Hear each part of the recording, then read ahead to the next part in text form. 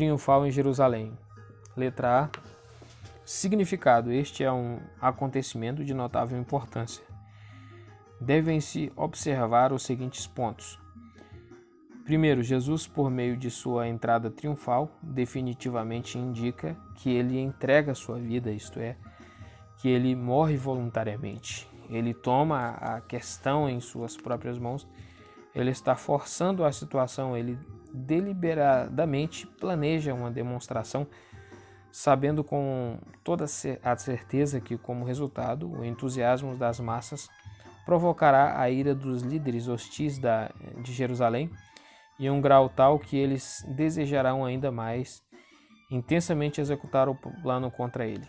2. Jesus força os membros do Sinédrio a mudarem seus planos a respeito de sua execução, de modo a se combinarem com os planos dele e com os do Pai.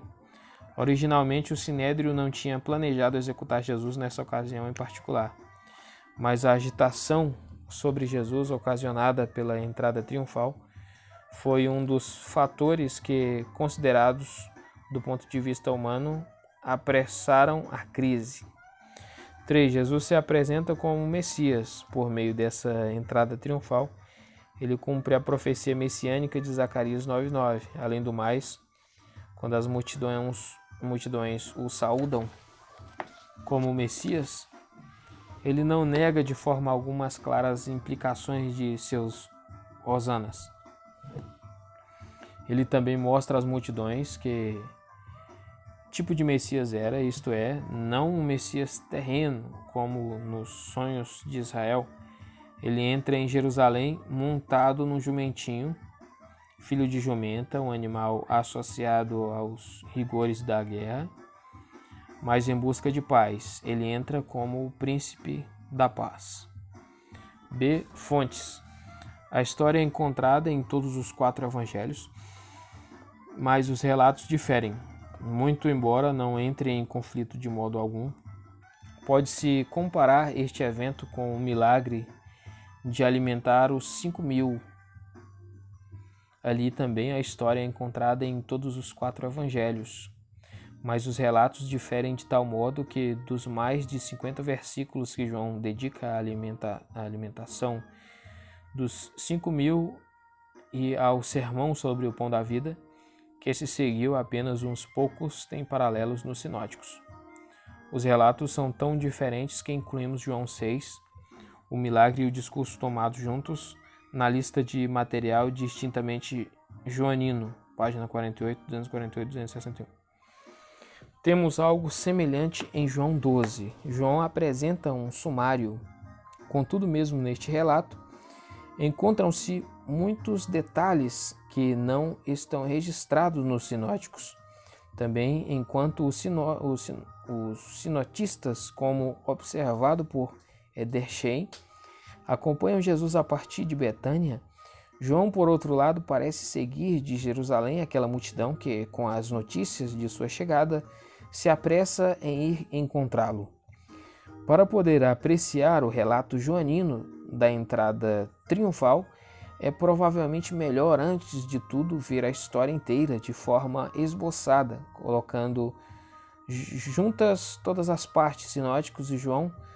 Obtemos o seguinte: primeiro Mateus 21, do 1 ao 3, do 6 ao 7, Marcos 11, do 1 ao 6, Lucas 19, 29 ao 34.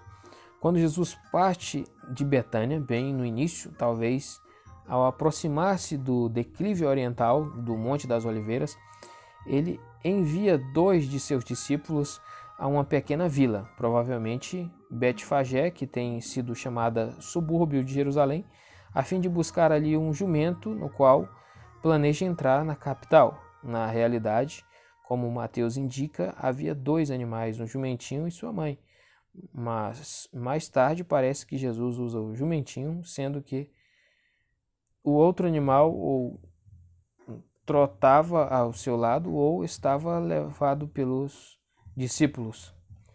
Os discípulos encontram tudo exatamente como Jesus tinha predito. Eles encontram uma jumenta e sua cria amarradas a um poste.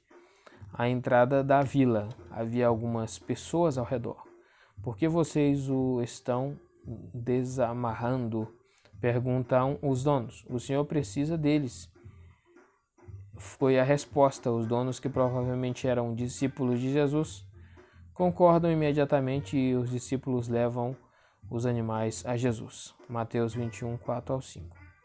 Os discípulos jogam suas capas sobre ambos os animais, não sabendo no início qual dos dois Jesus escolheria. E quando ele torna claro que ele desejava montar o jumentinho, eles o ajudam a montar no animal. Jesus começa a mover-se na direção de Jerusalém. Tanto Mateus quanto João veem nesse acontecimento um cumprimento da profecia de Zacarias 9:9.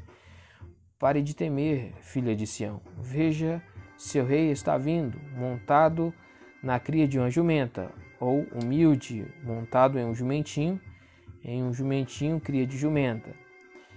3. Mateus 21:8, Marcos 11:8 e Lucas 19:36. A maior parte das pessoas que acompanham Jesus de Betânia estendeu suas vestes no caminho. Outras cortaram ramos de árvores e com estes forraram o chão diante dele. 4 João 12:1, 12:13a.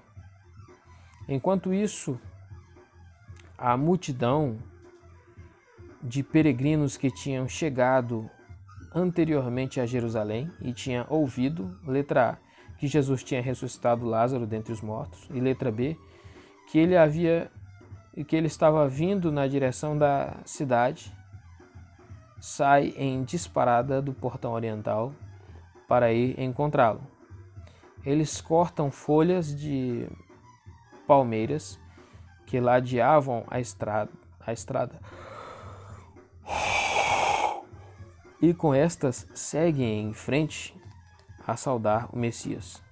5 Mateus 21:9, Marcos 11:9, Lucas 19:37 e João 12:13. Quando as duas multidões se encontram, o entusiasmo cresce. Essa grande multidão, que consistia daqueles que, tendo dado meia volta, tão logo o encontraram, vão na frente dele, e daqueles que seguem incluem os seguintes grupos: os 12, uma multidão de Betânia, muitos dos quais tinham testemunhado o milagre, que também tinha sido testemunhado por alguns daqueles vindos de Jerusalém, uma multidão de peregrinos da Galileia, que tinha alcançado seu destino, Jerusalém, e até mesmo alguns fariseus hostis. Descendo o lado ocidental do Monte das Oliveiras e chegando perto de Jerusalém, as duas multidões, combinadas com exceção dos fariseus hostis, começaram a cantar: Hosana! Bendito é ele que está vindo em nome do Senhor, o Rei de Israel. Bendito o reino que está chegando, o reino de Davi, nosso Pai.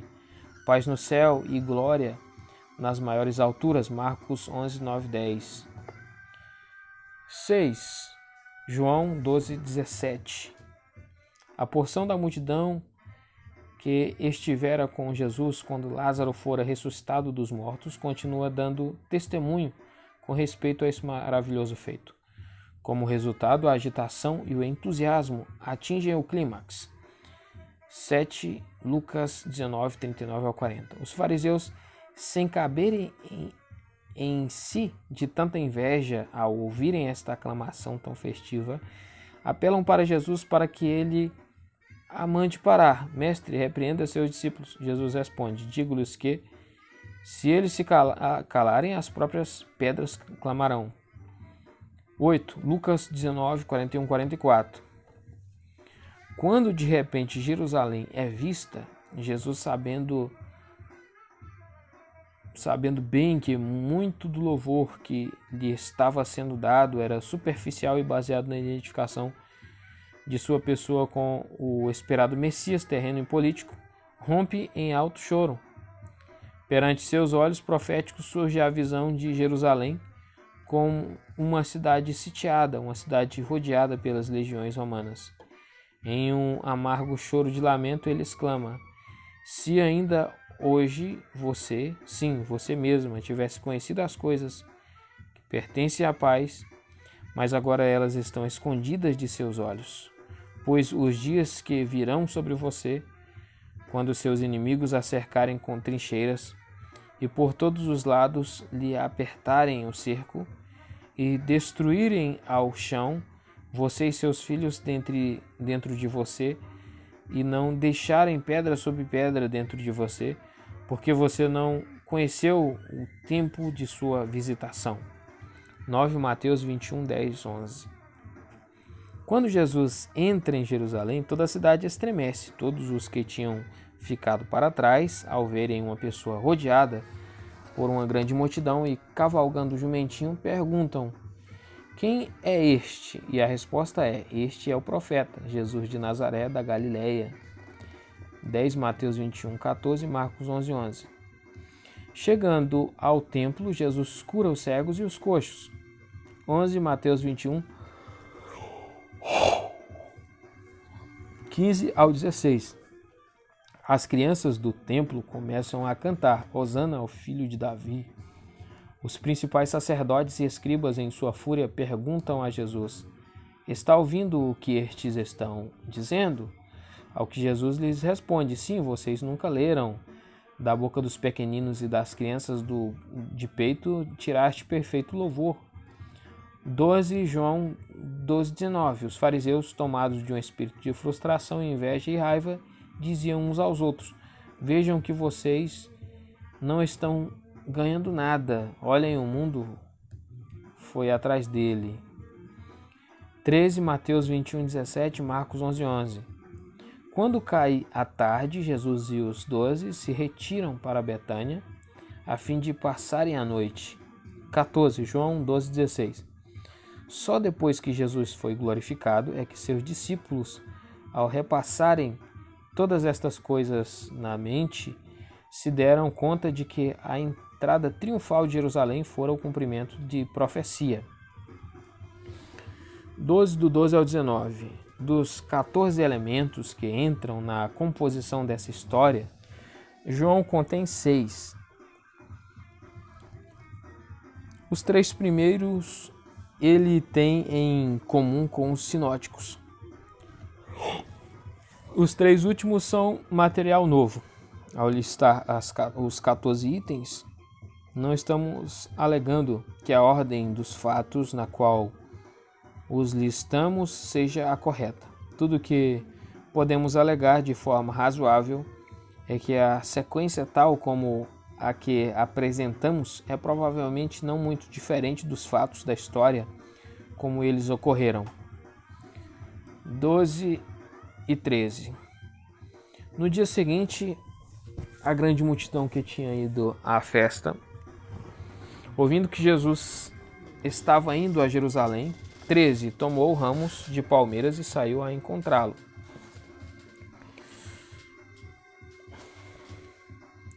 Este é o item 4 na lista como dada nas observações preliminares nesta sessão. Portanto, se a ordem que sugerimos for correta, Jesus, cavalgando o jumentinho, está agora se dirigindo a Jerusalém, vindo de Betânia. A multidão que está indo de Jerusalém em direção ao Monte das Oliveiras ouviu sobre a ressurreição de Lázaro, 12:18, e acerca da aproximação de Jesus, 12:12, as notícias de que Jesus estava de fato planejando participar da festa, veja 12:9, a despeito da decisão do Sinédrio, veja sobre 11:57, chegaram primeiro e agora um grito se faz ouvir.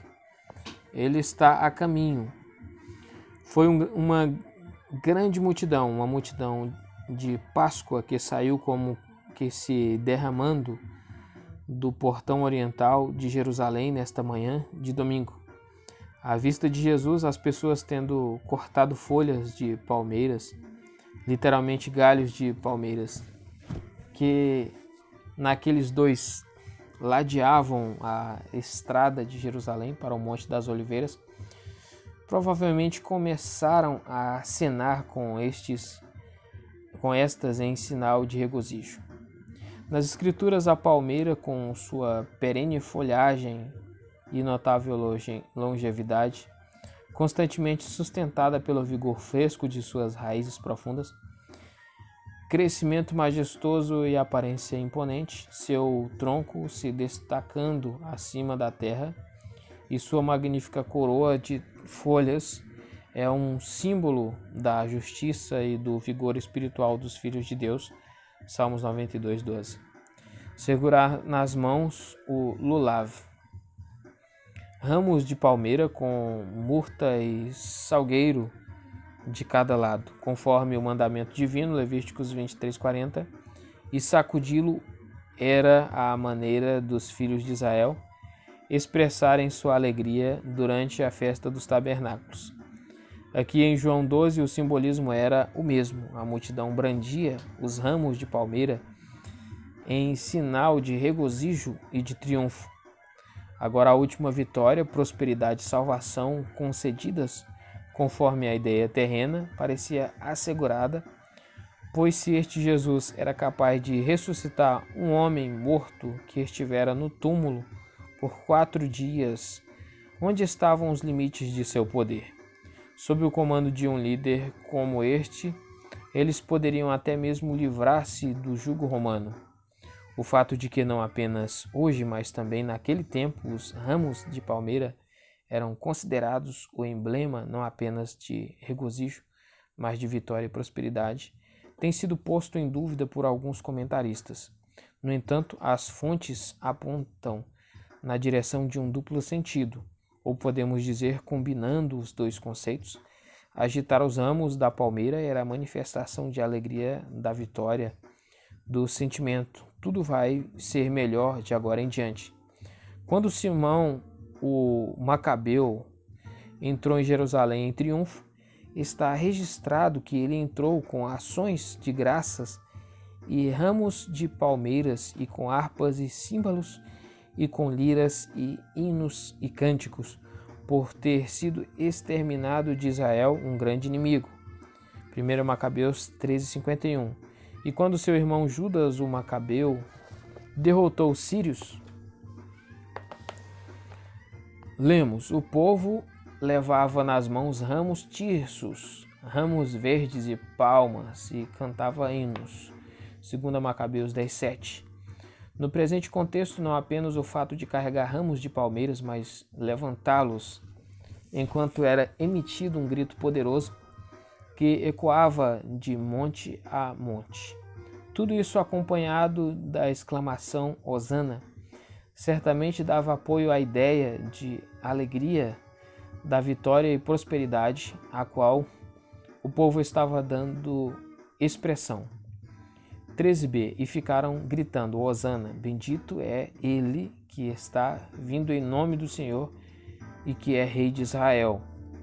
Este é o item 5 nas observações preliminares desta sessão. As duas multidões, a que vinha de Betânia e a outra vinda de Jerusalém, agora se reuniram. A procissão está descendo a vertente ocidental do Monte das Oliveiras. As aclamações tornam-se cada vez mais altas. Para esse júbilo e entusiasmo tumultuado havia 2 razões. Primeiro, a Páscoa estava próxima.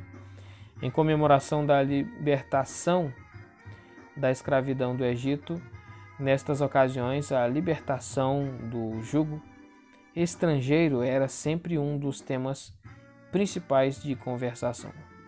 2. Para libertar os judeus da dominação romana, havia a necessidade de um libertador poderoso. Jesus já havia demonstrado seu poder extraordinário, especialmente ao ressuscitar Lázaro dentre os mortos.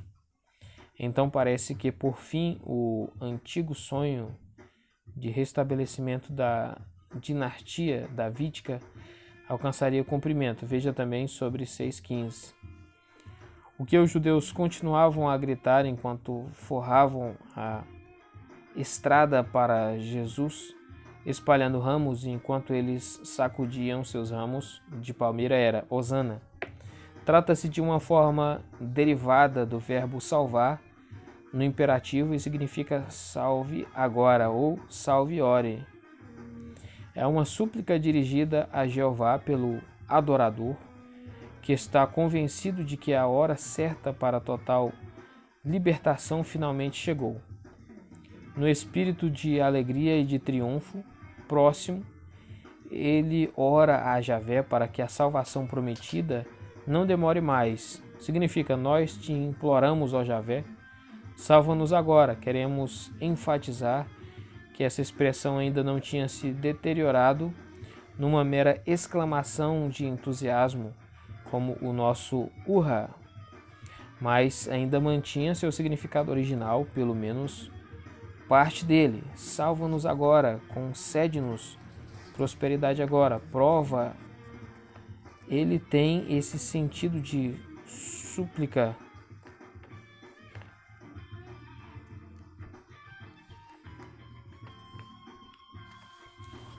No Salmo 118, 25.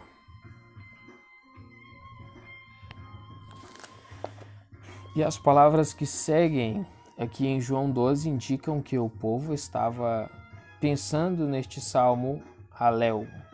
Igualmente, as aclamações continuam com essas palavras, tiradas do Salmo 118, 26. Bendito é aquele que está vindo em nome do Senhor. O Salmo 118 é um dos 6 salmos mais frequentemente citados no Novo Testamento.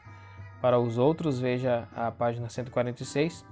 É distintamente um salmo messiânico, um salmo que fala da pedra que os construtores rejeitaram e que se tornou a pedra angular. Salmo 118, 22, 23, com Mateus 21, 42, Marcos 12, 10, Lucas 20, 17, Atos 4, 11 e 1 Pedro 2, 7. Claramente, de acordo com o Salmo 118, à luz de sua interpretação neotestamentária, aquele que está vindo em nome do Senhor e aquele que é chamado de bendito é o Messias. Note os versículos citados em João 12 como eles aparecem no contexto do Salmo 118. A pedra que os construtores rejeitaram, essa veio a ser a principal pedra angular. Este é o dia que o Senhor fez. Regozijemo-nos e alegremo-nos nele. Ó, salva-nos, Senhor, nós te pedimos. Ó Senhor, concede-nos prosperidade, bendito o que vem em nome do Senhor. O Salmo 118 era um dos salmos Halel, cantados durante a Páscoa, mas será que os judeus consideravam o Salmo 118 como messiânico? A partir de Marcos 11, 8, 9, fica claro que a vasta multidão proclamava Jesus como sendo o rei Messias. Segundo João 12, 13b, eles o consideravam como sendo o bendito que tinha vindo em nome, revelação do Senhor Javé. Entretanto, é também claro que muitas daquelas pessoas que o aclamavam com altas vozes e rogavam com tamanho entusiasmo e faziam na esperança de que esse Messias seria a resposta em suas esperanças terrenas. Eles o saudavam como rei de Israel, aquele que estava para restabelecer o reino do nosso pai Davi. Para eles, ele era um poderoso operador de milagres. Lucas 19, 37. À luz de tudo isso, não surpreende que quando Jesus viu a cidade, ele tenha chorado sobre ela. Veja o ponto 8 nas observações preliminares. Versículo 14 ao 15. Ora, Jesus encontrou um jumentinho e montou nele, segundo está escrito: Pare de temer, filha de Sião. Veja, seu rei está vindo, montado no filhote de uma jumenta. Neste ponto, a história, como João a conta, deixa a multidão e se volta para Jesus, que está vindo de Betânia, depois de encontrar e montar um jumentinho. Veja pontos 1 e 2, observações preliminares para ver o comentário fornecido pelos sinóticos. Jesus está a caminho de Jerusalém. O que ele fez foi o claro cumprimento de profecia e o povo de Jerusalém deveria ver isso imediatamente. A predição que ele cumpriu Encontra-se no livro de Zacarias 9:9, veja o ponto 2. Observações preliminares. O livro de Zacarias tem como seu tema a futura glória de Sião e de seu rei pastor. Suas 4 divisões são: primeiro, visões 1 do 1 ao 6. 2. Um ato simbólico, 6, 9, 15. 3. Uma resposta a uma pergunta, capítulo 7, 8. 4. Predições e promessas, capítulos 9 ao 14. Especialmente a segunda e a quarta divisões são claramente messiânicas, embora muitos trechos da parte 1 sejam da mesma categoria. A divisão 4 compreende predições e promessas com respeito ao futuro de Sião e a rejeição e subsequente glória de seu rei pastor. A profecia citada é extraída da quarta divisão com a versão como dada em Mateus 21:5, deve-se comparar àquela encontrada na Septuaginta. João abrevia ainda mais e muda: alegre-se muito, ó filha de Sião, para deixe de temer, filha de Sião. Entretanto, isso não é sério, pois o pensamento subjacente ainda é exatamente o mesmo. Quando alguém se alegra muito, essa pessoa também, com o passar do tempo, nem sempre de imediato, Mateus 28:8, deixa de temer. João também omite a linha justo e salvador humilde, reduzido por Mateus a uma palavra humilde. E quanto ao animal que Jesus cavalgou, ele simplesmente diz: um jumentinho cria de jumenta. Observe a versão mais complicada de Mateus 21:5, que dá margem a várias interpretações. Quando Sião recebe seu próprio rei, não há razão para temor. Desta vez, não é nenhum rei estranho que se aproxima de Jerusalém. Portanto, que a filha de Sião deixe de temer. Esse rei, em harmonia, como foi indicado com a quarta divisão inteira da profecia de Zacarias, é o rei pastor, o próprio Messias. Até mesmo o Talmud aplica essa profecia ao Messias. A filha de Sião, que é aqui quem se fala, é a própria Sião, isto é, Jerusalém e seus habitantes. É dito a filha de Sião que seu rei, seu Messias espiritual, aquele que abriria a fonte para remover o pecado e a impureza, Zacarias 3:1, está chegando. Para enfatizar o caráter pacífico de sua chegada e de seu reino, acrescenta-se que ele vem montado em um jumentinho, cria de jumenta. Ele vem como o príncipe da paz, não como um senhor de guerra. Por isso, a filha de Sião deve deixar de temer. O jumentinho ou jumento é comumente associado com as campanhas de paz. Juízes 10:4. O cavalo com a guerra. Êxodos 15:1.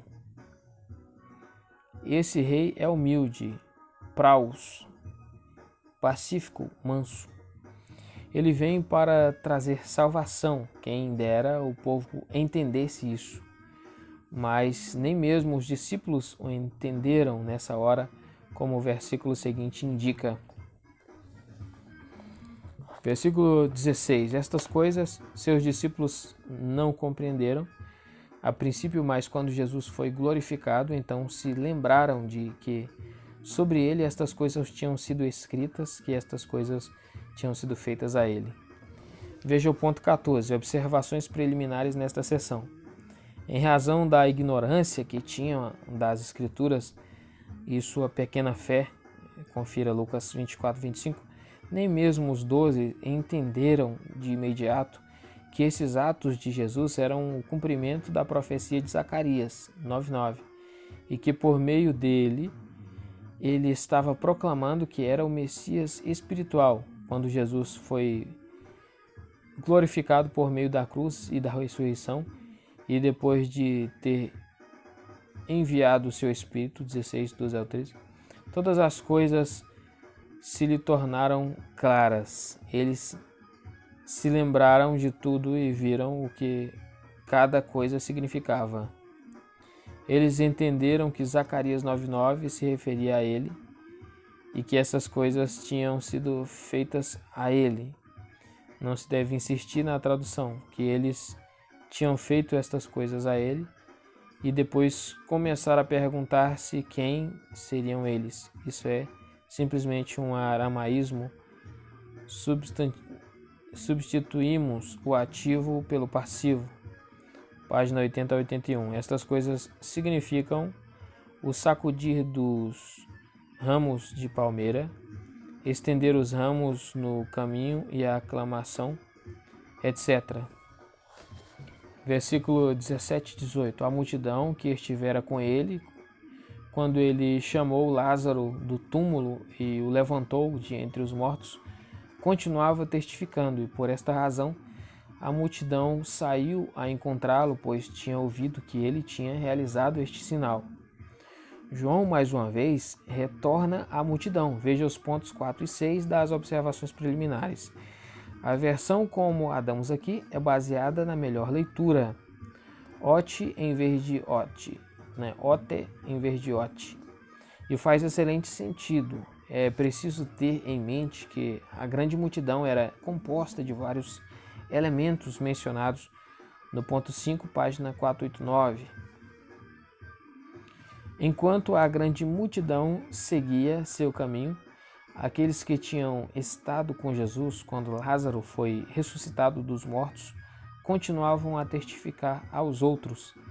Esse tinha sido um feito tão notável que as pessoas sentiam necessidade de repeti-lo vezes sem conta. Elas testificavam do que tinham visto com seus próprios olhos. Para o sentido de testificar, veja sobre 1:7. Em absoluta harmonia com 12:9, lemos que a vasta multidão de peregrinos que tinha vindo a Jerusalém de todos os lugares tinha saído para encontrar Jesus, pois tinha ouvido que ele tinha realizado este sinal, isto é, ressuscitado Lázaro dentre os mortos.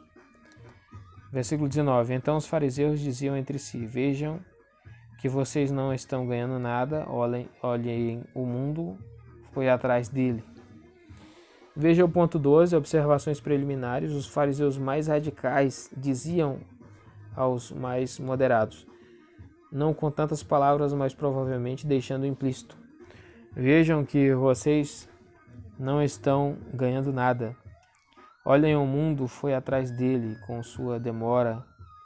Algo tem de ser feito e feito já, de outra sorte será tarde demais. Vejam, eles acrescentaram o mundo.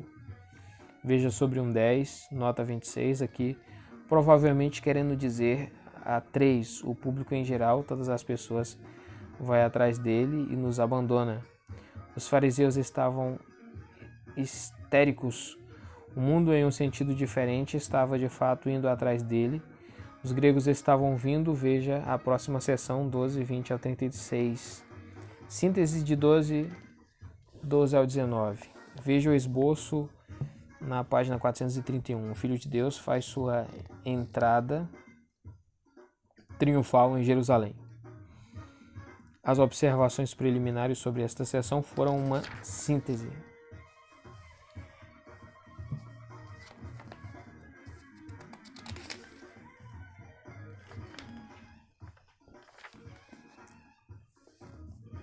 Versículo 20.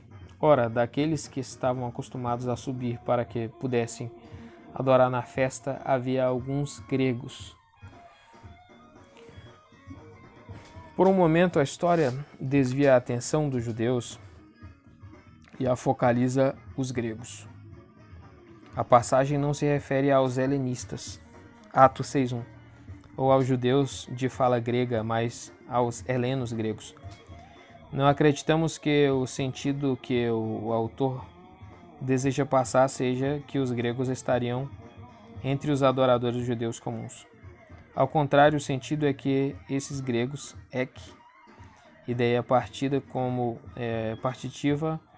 em 1:24, eram os que estavam acostumados a subir para adorar durante a festa.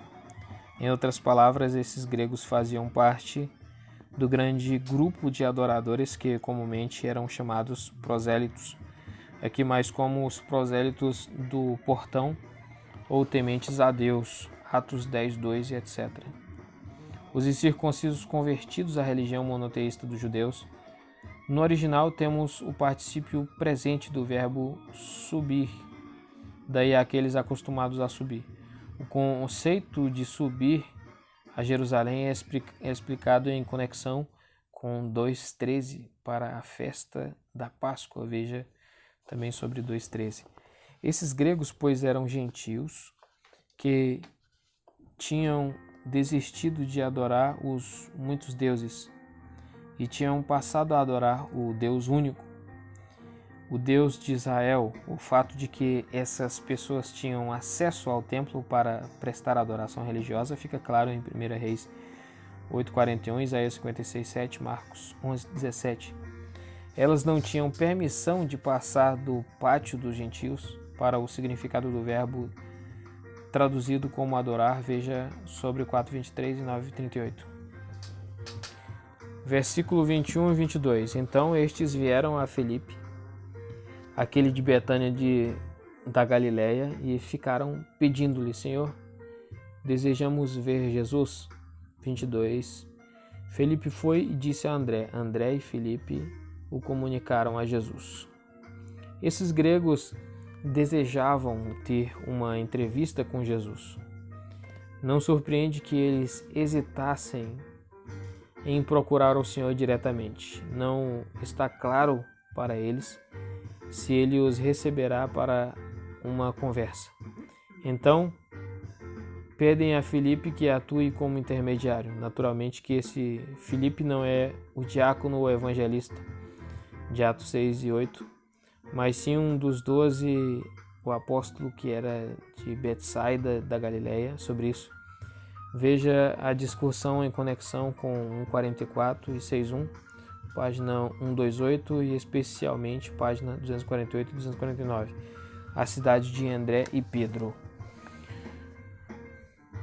Por que razão eles escolheram Filipe? E por que ele, por sua vez, consultou André? Será que esses dois homens falavam grego melhor que os outros? Seria apenas uma mera coincidência que dentre os 12, esses dois discípulos sejam os únicos que aparecem desde o começo com nomes gregos? Mas devemos ser cuidadosos em fazer inferências a partir disso. Veja sobre 3:1.